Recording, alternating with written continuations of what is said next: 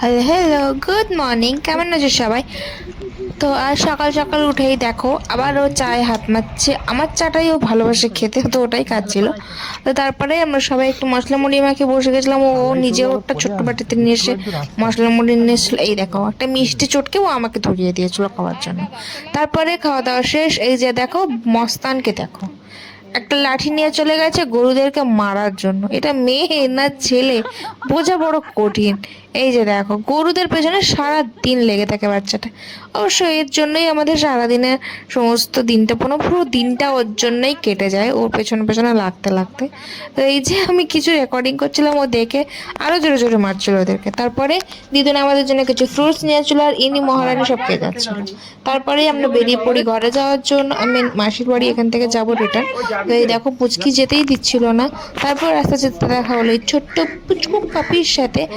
খুব কিউট, ও শুধু সবার পায়ের কাছে গিয়ে ঘুমিয়ে যাচ্ছিল, বিশেষ করে বড় ভাইয়ের পায়ের কাছে গিয়ে ঘুমিয়ে যাচ্ছিল বারবার। তারপরেই আমাদের ভেসেলের টাইম হয়ে যায়, আমরা চলে যাই। তারপরে ওখান থেকে নেমে আমরা সোজা যাই একটা মেলাতে, মানে হলদিয়ার সব থেকে বড় মেলা ক্ষুদিরাম মেলাতে।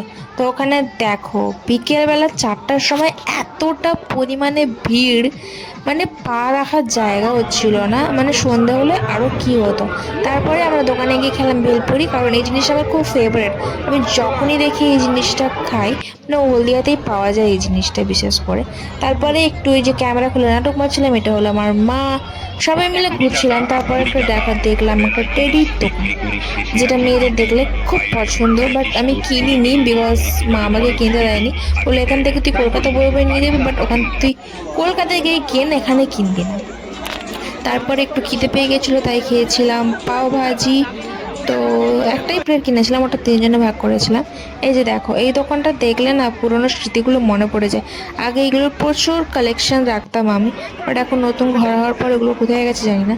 তারপরে খেলাম একটা চিকেন শোরমা রোল। প্রচুর দাম এগুলোর, মেলাতে তো আরোই দাম বলছিল, তাও খেয়েছিলাম। তারপর একটা নিয়েছিলাম কটন ক্যান্ডি।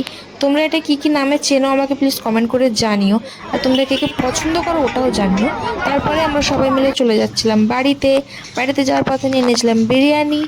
তো বিরিয়ানিটা খুব টেস্টি ছিল। তো আজকের ব্লগটা এটুকুই থাক, দেখা হচ্ছে পরের ব্লগে, টাটা।